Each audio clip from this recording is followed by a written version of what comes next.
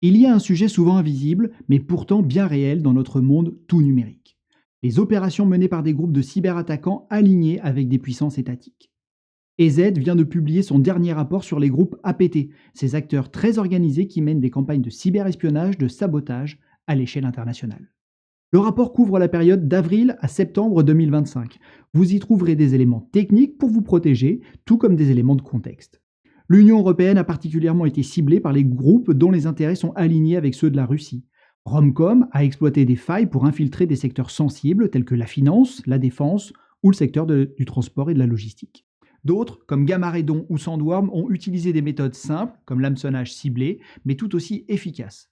Leur objectif est clair, voler des données, perturber des systèmes, affaiblir économiquement leurs cibles. Les recherches portent également sur des groupes alignés avec des intérêts concurrents à ceux des États-Unis. Ceux-ci ont mené des attaques stratégiques contre des gouvernements en Amérique latine.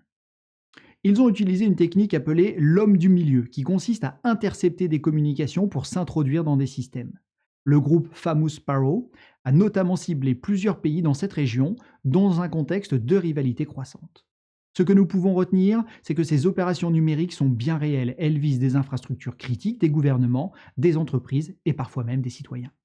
Vous ne vous sentez probablement pas visé par de tels groupes, et c'est justement sur cela qu'ils comptent. Nul besoin de travailler dans l'industrie de l'armement pour se protéger. Voici donc quelques conseils simples mais essentiels. Ne téléchargez jamais un logiciel depuis un lien reçu par un mail ou un message. Vérifiez toujours l'expéditeur et l'adresse du site avant de cliquer. Mettez régulièrement à jour vos logiciels pour corriger les failles. Activez la double authentification sur vos comptes et restez informé en lisant des rapports comme celui des Z afin de mieux comprendre les attaquants et les attaques.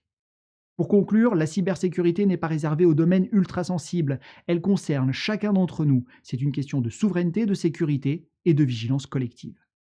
Vous trouverez le rapport complet disponible sur notre blog welivesecurity.com.